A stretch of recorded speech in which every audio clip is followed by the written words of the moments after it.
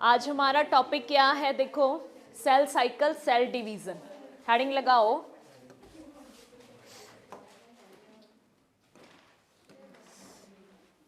Cell cycle and cell division. हमारा topic क्या है, सेल साइकिल, सेल डिवीजन। ठीक है, इसके अंदर देखो क्या बताया गया है कि सेल किस तरीके से डिवाइड होती है। सबसे पहले ये चीज किसने बताई थी कि सेल है वो प्री एग्जिस्टिंग सेल से डिवाइड होती है? बताओ बताओ बताओ बताओ बताओ। Rudolf Virchow. किसने बताया था? Rudolf Virchow.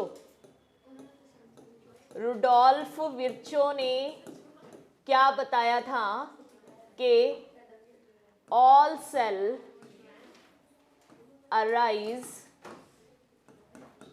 From the division of pre existing cell.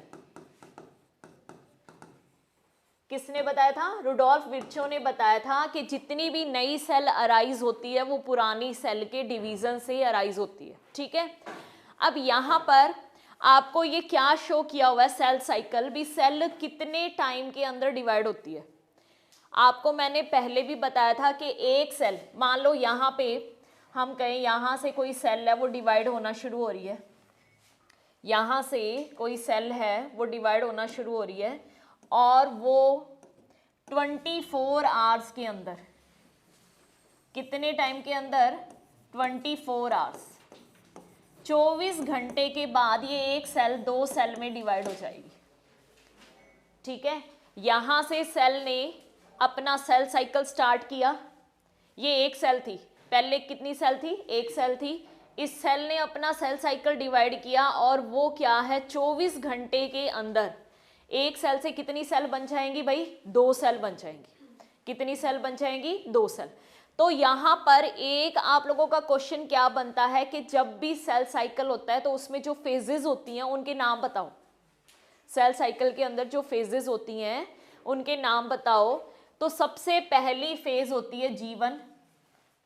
G1 का मतलब क्या है? First growth phase. ठीक है, यानी जब सेल है, देखो सेल कैसे डिवाइड होती है, पहले सेल इतनी होती है, फिर वो ग्रोथ करती है, फिर वो और ग्रोथ करती है, यानी वो साइज में बड़ी होती जाती है। ठीक है, वो साइज में क्या होती जाती है? बड़ी होती जाती है। तो यहाँ पे इसकी ग्रोथ होती है। बड़ी होने के बाद में जब इसकी फुली ग्रोथ हो जाती है फिर ये दो सेल्स के अंदर क्या है? डिवाइड हो जाती है। कितनी सेल में डिवाइड हो जाती है? दो सेल में। यानी एक सेल से कितनी सेल बन जाती हैं? दो सेल बन जाती हैं। ठीक है, तो यहाँ पे सेल साइकिल के अंदर हम क्या पढ़ेंगे, ये पूरा अपना सेल साइकिल है। एक बार मैं इसको रिवाइज कर रही हूँ, फिर उसके बाद में इसी को मैं आपको नेक्स्ट पेज पे लिख के भी दिखाऊंगी। क्या बता रखा है? सेल साइकिल के अंदर सबसे पहली फेज होती है G1। फर्स्ट फेज कौन सी होगी? G1। G1 के बाद आती है S फेज। अब ये आप लोगों से क्वेश्चन पूछा जाता है कि डीएनए का रेप्लिकेशन कहाँ पे होता है। रेप्लिकेशन का मतलब क्या है? डीएनए की कॉपी कहाँ बनती है। ठीक है, रेप्लिकेशन का मतलब क्या होता है? रेप्लिकेशन का मतलब होता है कॉपी। यानी आपसे ये पूछा जाएगा कि डीएनए की कॉपी कहाँ बनती है, तो आप क्या नाम दोगे भाई? एस फेज में बनती है। कहाँ पे बनती है? एस फेज के अंदर। ठीक है, फिर उसके बाद में G2 फेज आती है, यानी पहले G1 आई, फिर S आई, फिर G2। G2 के अंदर क्या है? सेल पूरी ग्रोथ कर चुकी होती है, जितनी ग्रोथ उसने करनी है। फिर उसके बाद उसका क्या होगा? देखो, सेल डिवीजन। फिर वो डिवाइड होगी। फिर क्या होगी? डिवाइड। तो ये जो इतनी फेज है ना, G1 S G2, इस फेज को बोलते हैं भाई इंटरफेज। इस फेज को क्या बोलते हैं? इंटरफेज। क्या बोलते हैं? इंटरफेज। ठीक है, इंटरफेज क्या है? तैयारी है सेल डिवीजन की। इंटरफेज क्या है? तैयारी है सेल डिवीजन की। जैसे मान लो अपन ये कहें कि हमारे घर में कोई फंक्शन है, फंक्शन से पहले आप तैयारी करते हैं ना। ठीक है, कोई मिठाई वाले को कहना है, कोई टेंट वाले को कहना है, कोई कपड़े खरीदने हैं, कुछ भी करना है, तो ये इंटरफेज के अंदर वो सारी तैयारी होती है भी। जब एक सेल से 2 सेल बननी है, समझ रहे हो, तो अब एक सेल से 2 सेल बनेगी तो माइटोकॉन्ड्रिया भी 2 चाहिए भाई, राइबोसोम भी 2 चाहिए, ईआर भी 2 चाहिए, ठीक है, साइटोप्लाज्म भी ज़्यादा होना चाहिए, न्यूक्लियस भी 2 चाहिए। तो वो जो तैयारियां होंगी वो किस में होंगी? इंटरफेज में होंगी। G1S G2 के अंदर क्या होती है? प्रिपरेशन होती है फॉर सेल डिवीजन। इस फेज को हम बोलते हैं इंटरफेज। और उसके बाद में जब सारी तैयारियां हो जाती हैं तो एम फेज का मतलब क्या होता है? जब डिवीजन होता है। जब क्या होगा? डिवीजन होगा। तो डिवीजन के अंदर हम क्या पढ़ेंगे? ये 4 फेज है, इसके अंदर पहले न्यूक्लियस का डिवीजन होता है, प्रोफेज, मेटाफेज, एनाफेज, टीलोफेज। फिर उसके बाद में साइटोप्लाज्म का डिवीजन होता है। ये रूल है, ठीक है, ये क्या है? रूल है कि जब भी कोई सेल डिवाइड होएगी तो सबसे पहले न्यूक्लियस का डिवीजन होता है, देन उसके बाद किसका डिवीजन होता है? साइटोप्लाज्म का डिवीजन होता है। इसी को मैं आप लोगों को लिख के दिखा रही हूं एक बार, ठीक है। आप टेबल बना लोगे तो आपको अच्छे से समझ में आ जाएगा। चलो, सेल डिवीजन, सेल साइकिल लिखेंगे यहां पे। क्या लिखेंगे? Cell cycle.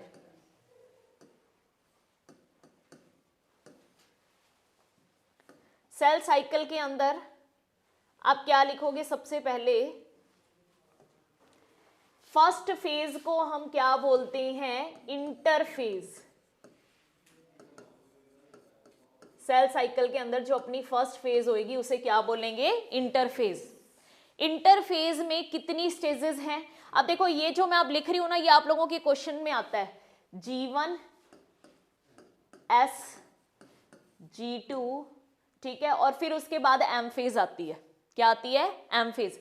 आप लोगों के कंपटीशन एग्जाम में देखो किस तरीके से क्वेश्चन पूछ लिया जाता है कि इनमें से सेल साइकिल के लिए बेस्ट ऑप्शन कौन सा है, तो इस तरीके से दिया होगा। सेल साइकिल में इंटरफेज में क्या क्या होता है? G1 S G2 M। दूसरा ऑप्शन क्या आएगा? S G1 G2 M। तीसरा ऑप्शन क्या होएगा?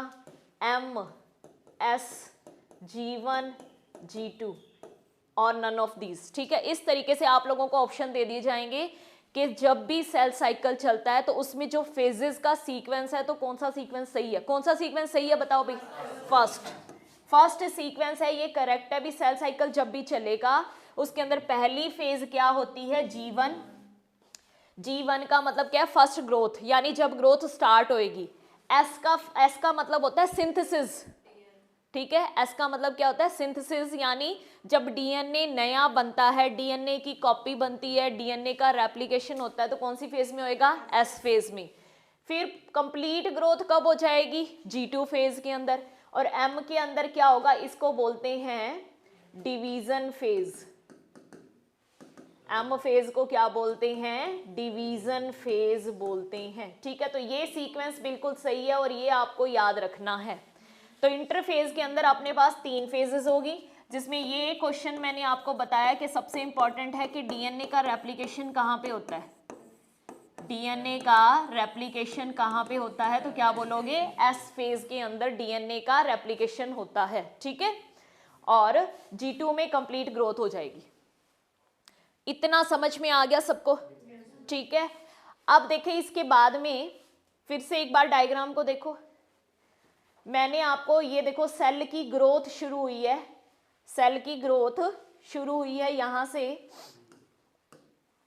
सेल ने ग्रोथ करना शुरू किया, डीएनए का रेप्लिकेशन हो गया, प्रिपरेशन होगी माइटोसिस यानी डिवीजन के लिए, ठीक है। ये इतना इंटरफेज में हो गया। अब अपनी आ गई एम फेज। एम फेज को मैं आप लोगों को एक्सप्लेन कर रही हूँ। कौन सी फेज को एक्सप्लेन कर रही हूँ? एम फेज को, ठीक है। तो देखो एम फेज के अंदर क्या होगा।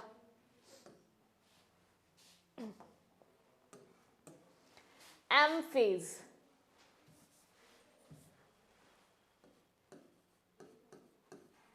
एम फेज को हम क्या बोलते हैं?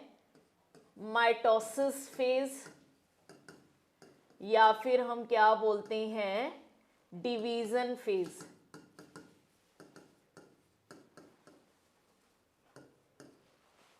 ठीक है।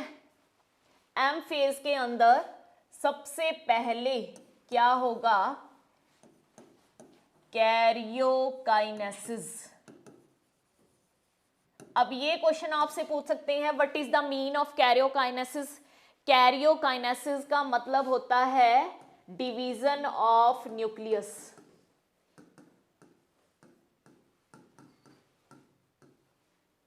न्यूक्लियस के डिवीजन को हम क्या बोलते हैं? कैरियोकाइनेसिस। सबसे पहले न्यूक्लियस का डिवीजन होता है, और न्यूक्लियस का डिवीजन होता है 4 स्टेजेस में। कितनी स्टेजेस में? 4। कैरियोकाइनेसिस में फर्स्ट स्टेज का नाम होगा प्रोफेज, सेकेंड स्टेज का नाम होगा मेटाफेज, थर्ड स्टेज का नाम होगा एनाफेज, और फोर्थ स्टेज का नाम होगा telophase. Prophase, metaphase, anaphase, telophase, जब ये चारों स्टेजेस हो जाएगी ना, तो हम कहेंगे कि न्यूक्लियस का डिवीजन हो गया। न्यूक्लियस का डिवीजन होने का मतलब क्या है? एक न्यूक्लियस से 2 न्यूक्लियस बन जाएंगे। क्या हो जाएंगे? एक न्यूक्लियस से 2 न्यूक्लियस बन जाएंगे। सबको पता है ना न्यूक्लियस क्या होता है? क्या होता है? Controller of the cell. ठीक है, तो यहाँ पे अब हमारे पास इतनी स्टेजेस के अंदर क्या है? डिवीजन ऑफ न्यूक्लियस हो गया। देन उसके बाद होता है साइटोकाइनेसिस। क्या होगा साइटोकाइनेसिस? बताइए भाई। Division of cytoplasm. ठीक है, क्या होगा? Division of cytoplasm. साइटोप्लाज्म का डिवीजन हो जाएगा। और सेल क्या है? एक सेल से 2 सेल बन जाएगी। इतना प्रोसेस होएगा हर सेल के अंदर, तब एक सेल से 2 सेल बनती है। ठीक है, इतना प्रोसेस होगा तब एक सेल से कितनी सेल बनेंगी? 2 सेल।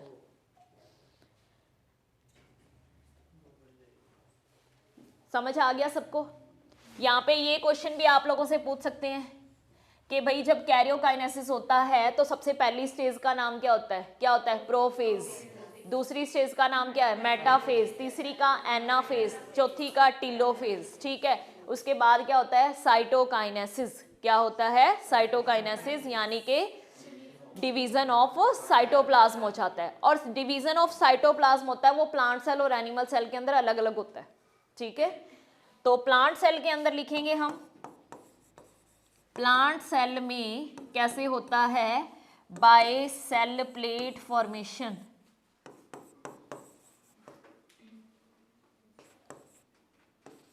सेल प्लेट बन जाती है।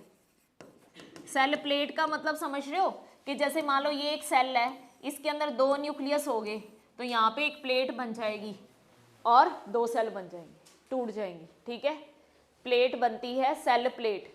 सेल प्लेट में कौन अरेंज होता है? गोल्जी अपरेटस की जो सिस्टर्नी है, जो वसाइकल्स हैं, वो अरेंज हो जाती हैं। ठीक है, तो यहाँ पे सेल प्लेट फॉर्मेशन होएगा। और एनिमल सेल के अंदर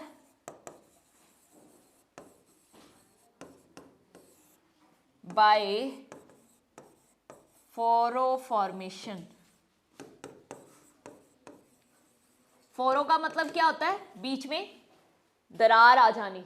ठीक है, तरेड़ आ जाएगी बीच में, यानी अंदर की तरफ सेल है वो कॉन्ट्रैक्ट होना शुरू हो जाती है। देखो इस तरीके से होगा। एनिमल सेल के अंदर क्या होगा? इधर देखिए एक बार, एनिमल सेल के अंदर क्या होगा?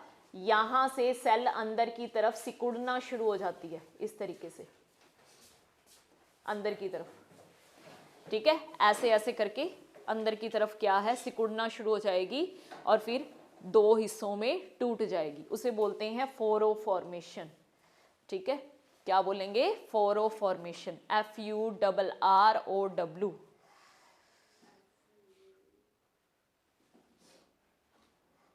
अब हम करेंगे टाइप्स ऑफ सेल डिवीजन। इतना समझ में आ गया सबको?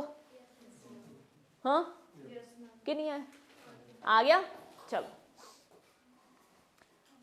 अब हम करेंगे,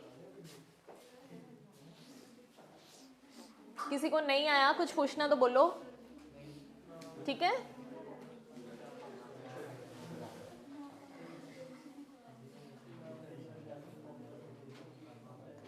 अब देखो types of cell division. Type of cell division के अंदर सबसे पहला डिवीजन है अपना माइटोसिस। फर्स्ट डिवीजन कौन सा है? माइटोसिस। दो टाइप का सेल डिवीजन होता है, एक होता है माइटोसिस, एक होता है मियोसिस। ठीक है, एक होता है माइटोसिस, एक क्या होता है? मियोसिस। माइटोसिस सेल डिवीजन कौन सा सेल डिवीजन है? जो हमारी ग्रोथ के लिए जरूरी है।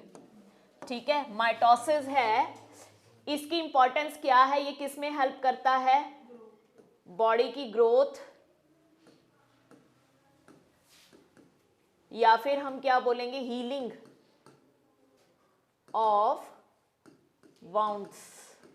कोई घाव हो गए हैं, कोई जख्म हो गए हैं, उनको हील करना, कोई टिश्यू डैमेज हो गए हैं उनको हील करना, ठीक है, बॉडी की ग्रोथ करना, उसके अंदर कौन हेल्प करता है? माइटोसिस। यानी आप ये कहेंगे कि माइटोसिस हमें लाइफ टाइम और रोज चलता ही रहता है। हमेशा हमारे अंदर कौन सा डिवीजन चलता रहता है? माइटोसिस। ये लगातार चलता ही रहता है। ये क्या है? लगातार चलता ही रहता है। अब इसके अंदर देखो, एक सेल से दो सेल कैसे बनी है? सबसे पहले यहाँ पे अपने पास ये सेल थी मान लो, ठीक है, ये सेल थी। अब इसके अंदर इन्होंने क्या दिखा रखा है कि ये एक क्रोमोसोम है, ये दूसरा क्रोमोसोम है, दो क्रोमोसोम है हमारे पास। वैसे तो हमारे अंदर कितने क्रोमोसोम है? 46। लेकिन 46 को अगर यहाँ पे लेके चलेंगे तो बहुत ज़्यादा ऐसे मिक्स सा हो जाएगा, इसलिए इन्होंने दो क्रोमोसोम ले लिए। कितने ले लिए? दो ले लिए, ताकि अच्छे से एक्सप्लेन हो सके। दो क्रोमोसोम है। अब यहाँ पे इन क्रोमोसोम के अंदर क्या हुआ है? रेप्लिकेशन हुआ है, इनकी कॉपी बनी है। यानी इसको अगर मैं बनाऊं तो देखो, पहले ये क्रोमोसोम ऐसे था, ठीक है, बीच में हम इसका सेंट्रियोल बना देते हैं, सेंट्रोमियर। फिर इसके बाद में देखो ये क्रोमोसोम है, अब इसके अंदर डीएनए की कॉपी बन जाती है। कौन सा यूज करूं? वाइट से दिखना ही नहीं भाई।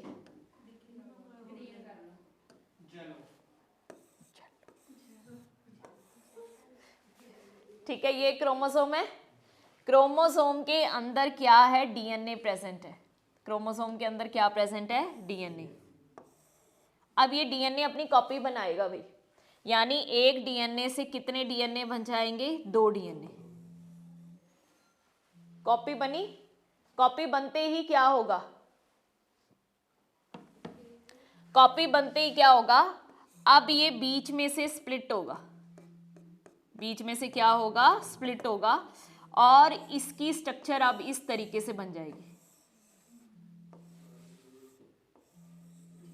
ठीक है, तो ये अपने को ये शो कर रखा है, और इसके अंदर यहां पे ये दोनों डीएनए इस तरीके से अरेंज हो जाएंगे। ठीक है, अब इसके बाद में डीएनए का रेप्लिकेशन हो गया, तो ये इस तरीके से स्ट्रक्चर बन गई हमारे पास। अब ये क्या है? यहाँ पे ये स्ट्रक्चर्स क्या हैं?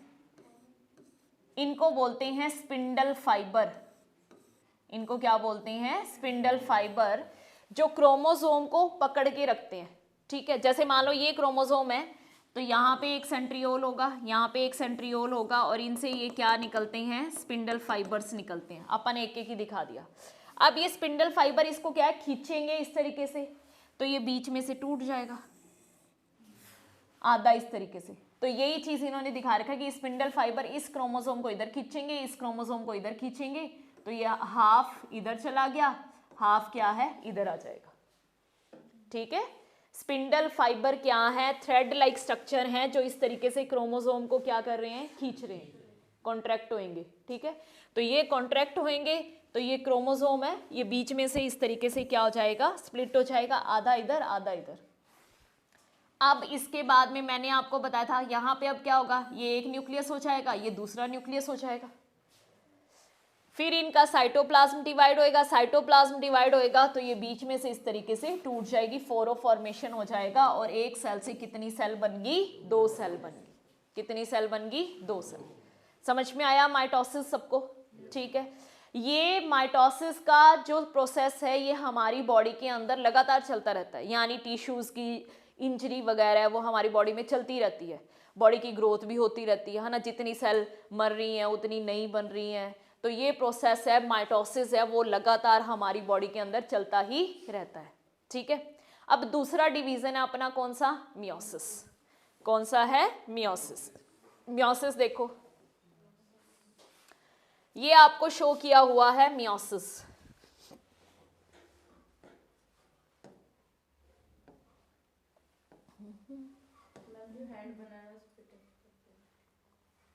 हैंड से होएगा?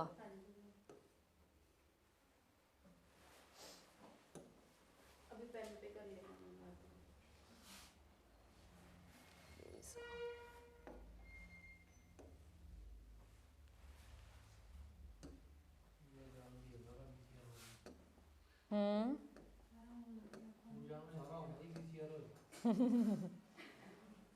सही है।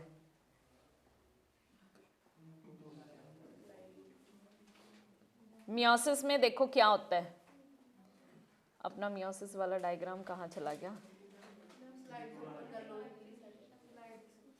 कौन सा है, ये वाला?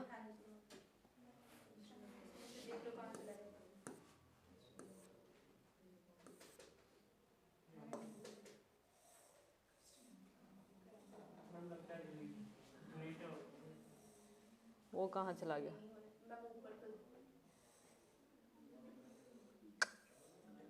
चलो कोई बात नहीं, कोई नहीं, मैं कराती हूँ। मियोसिस देखो, मियोसिस में क्या होगा, ये कब होता है मियोसिस? मियोसिस को हम क्या बोलते हैं? Reductional division. क्या बोलेंगे? Reductional division. Reductional division. अब जैसे उस वाले माइटोसिस के डिवीजन को अपन क्या बोलते हैं? देखो भाई, माइटोसिस को क्या बोलेंगे? इक्वेशनल। देखो यहाँ पे एक सेल थी, इसके अंदर कितने क्रोमोसोम थे? दो सेल बनी है, इसमें भी 2 हैं, इसमें भी 2 हैं, यानी इस डिवीजन को हम क्या बोलते हैं? Equational division. इक्वेशनल डिवीजन का मतलब क्या है कि भाई अगर इस सेल के अंदर 2 क्रोमोसोम है तो यहाँ पर जो 2 सेल बनी है इनके अंदर भी क्या है? 2 क्रोमोसोम ही है। इसे हम क्या बोलते हैं? इक्वेशनल डिवीजन बोलते हैं। क्या बोलते हैं? Equational division. ठीक है, तो इसी तरीके से जो मियोसिस है इसे हम क्या बोलते हैं? रिडक्शनल डिवीजन बोलते हैं, और ये 2 स्टेप में कंप्लीट होता है, मियोसिस फर्स्ट और meiosis second. Meiosis first and meiosis second, 2 steps के अंदर कंप्लीट होता है। इसमें मियोसिस फर्स्ट को हम बोलते हैं रिडक्शनल डिवीजन, यानी यहां पे क्रोमोसोम नंबर हाफ रह जाता है, और मियोसिस सेकंड को क्या बोलेंगे? Equational division. यानी आप ये भी कह सकते हो कि मियोसिस सेकंड है वो माइटोसिस के इक्वल है। मियोसिस सेकंड है वो क्या है? माइटोसिस के इक्वल है।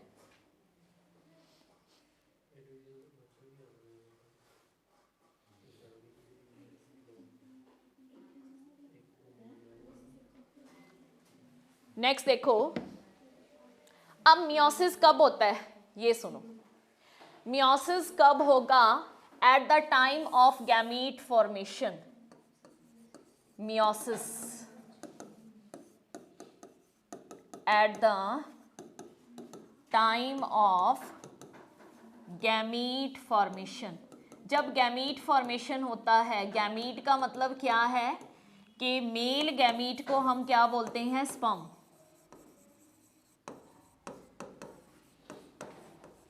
और फीमेल गैमीट को हम क्या बोलते हैं? एग।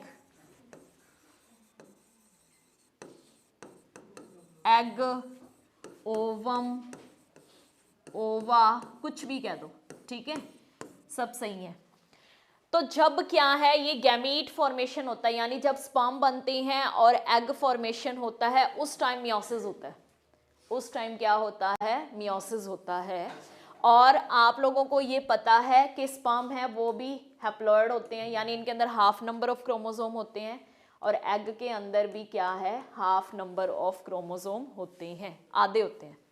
ठीक है, 23 कितने होते हैं? Half number of chromosome. Reason क्या है कि भाई जब क्या है जाइगोट बनेगा, जाइगोट मीन्स जब बेबी का बर्थ होएगा तो वो किसके फ्यूजन से होता है, स्पर्म और एग के फ्यूजन से होगा।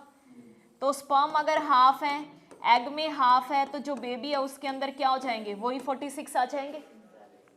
इसीलिए जरूरी है कि इनके अंदर हाफ नंबर ऑफ क्रोमोसोम हो, ताकि आने वाली जनरेशन के अंदर जो क्रोमोसोम की कंटिन्यूटी है वो मेंटेन रह सके, मतलब सेम सबके अंदर क्रोमोसोम रह सके।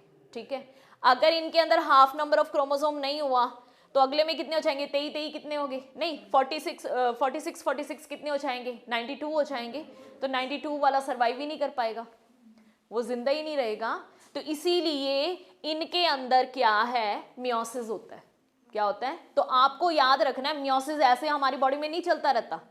ठीक है, मियोसिस कहाँ पे होता है, जब स्पर्म फॉर्मेशन होएगी या फिर एग फॉर्मेशन होएगी उसी टाइम मियोसिस होता है। अदरवाइज आपसे ये कहें कि नॉर्मली हमारी बॉडी के अंदर कौन सा डिवीजन चलता है, तो क्या बोलोगे, माइटोसिस चलता है। कौन सा चलता है, माइटोसिस। तो मियोसिस है, सिर्फ ये तो क्या है, गैमीट फॉर्मेशन के टाइम होता है। मियोसिस की वजह से क्या आएंगी, वेरिएशन आएंगी अगली जनरेशन में। क्या आएंगी, वेरिएशन, क्योंकि मेल है उसके अंदर अलग करेक्टर है, फीमेल है उनके अंदर अलग करेक्टर है, दोनों जब फ्यूज होंगे तो बेबी है वो उन दोनों का मिक्सचर होगा, तो उसके अंदर क्या आएंगी, वेरिएशन आएंगी। क्या आएंगी, वेरिएशंस। तो मियोसिस की वजह से क्या आती हैं, वेरिएशंस आती हैं, चेंजेस आते हैं। क्या आते हैं, चेंजेस। ठीक है, तो आपको यहाँ पे क्या याद रखना है कि जब भी मियोसिस होगा तो उस टाइम क्या है, क्रोमोसोम नंबर क्या रह जाती है, हाफ रह जाती है। ठीक है, अब जैसे यहाँ पे आप लोगों से क्वेश्चन क्या पूछा जाता है, ये हाफ का मतलब क्या है। ठीक है, स्पर्म है, ये मेल गैमीट है, इसके अंदर हाफ नंबर ऑफ क्रोमोसोम है, इसके लिए टर्म यूज करते हैं हैप्लॉइड। क्या टर्म यूज करते हैं, haploid. N half number of chromosome मतलब क्या है, हैप्लॉइड। ठीक है, ऐसे ही हम एग की बात करें तो इनमें भी हाफ नंबर ऑफ क्रोमोसोम होते हैं, यानी ये क्या होते हैं, हैप्लॉइड होते हैं। क्या होते हैं, हैप्लॉइड। और अगर आपसे ये पूछें कि जाइगोट है वो कैसा होगा, 2n होगा। 2n के लिए टर्म ये क्या यूज करते हैं, डिप्लॉयड। ठीक है, डिप्लॉयड मतलब 46। ये सिर्फ आप ह्यूमन की बात कर रहे हैं, सब में 46 नहीं होते हैं, सबके अंदर क्रोमोसोम अलग अलग होते हैं, सबके अंदर नंबर ऑफ क्रोमोसोम क्या होती है, अलग अलग होती है। ठीक है,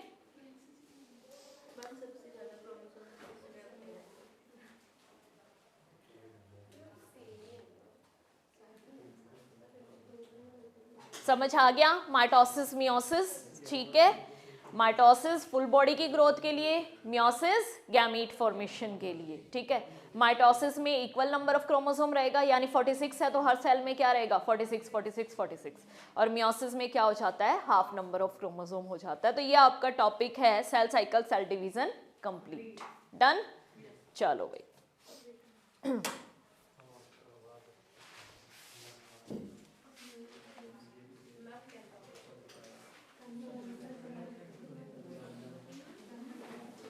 सबसे ज्यादा क्रोमोसोम है, एक प्लांट है ओफियोग्लोसम, उसके अंदर